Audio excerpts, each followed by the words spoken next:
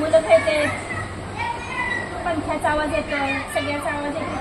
आवाज आपण लक्ष नाही द्यायचं आणि सगळ्यांनी हात जोडा. सर्व तुम्ही काय म्हणायचं नाही, फक्त तुम्ही हात जोडायचे. ज्यावेळी मी म्हणाय सांगेल त्यावेळी म्हणायचं. सर्व बाळगोपाळांना नमस्कार, माझा नमस्कार. तुम्ही सगळे लहान बाळगोपाळ आहात. जगद्गुरु भगवान श्रीकृष्ण, सनातन संस्थेचे प्रेरणास्त्रोत भगवान भक्तराज महाराज आणि संस्थापक सच्चिदानंद परब्रह्म डॉक्टर आठवले यांच्या चरणी वंदन करून आजच्या या बालसंस्कार वर्गाचा आरंभ करूया.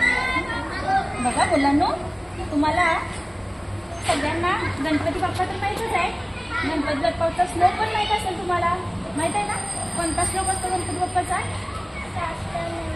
तो गणपती बाप्पाचा श्लोक नाही, ते स्तोत्र आहे गणपती बाप्पाचं. हा श्लोक आहे आपलं. आपण गणपती बाप्पांना वंदन करून आपण प्रत्येक वेळी तो श्लोक म्हणतो. माहित आहे ना? माहित आहे ना?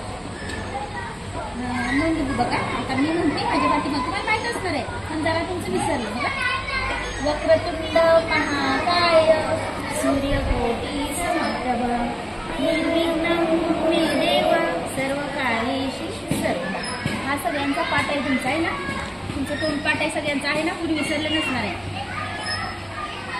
आणि त्या श्लोकाचा आपल्याला अर्थ काय, हा अर्थ समजून घ्यायचा.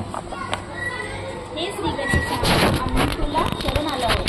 आपण ज्यावेळी अभ्यास करतोय आता, गणपती बाप्पा काय आहे? आपली विद्येची देवता आहे ना? गणपती बाप्पा विद्येची देवता आहे. जर तुम्ही तिला रोज गणपती बाप्पाला नमस्कार केला तर तुम्हाला चांगली विद्या येणार, अभ्यास येणार. आणि आपण गणपती बाप्पाला रोज वंदन करायचं, सांगायचं मी तुला शरण आलो आहोत. तुझ्या कृपेने आम्हाला या वर्गात, आता हा आपला बालसंस्कार वर्ग आहे ना, त्या बालसंस्कार वर्गात येण्याची संधी मिळाली. आता किती मुलं खेळतात बघा. कुणाला इकडे वाटतंय का? अजिबात नाही. मी सगळ्यांना बोलवते या या या. कुणाला यायची वाटते का? नाही. मग प्रत्येकाला सहभाग व्हायला मिळत नाही. कुणाला खेळू वाटते, कुणाला काय करू वाटते.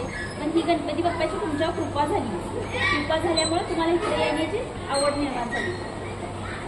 या बालसंस्कार वर्गात तुझे अस्तित्व आम्हाला अनुभवता येते. आता आपण हा बालसंस्कार वर्ग होतोय तर गणपती बाप्पा कुठं तर निरीक्षण करून बघतोय. खरंच माझा हे बसलेत का बाळगोपाळ? खरंच माझं करतेत का? माझे स्तोत्र म्हणतेत का? माझं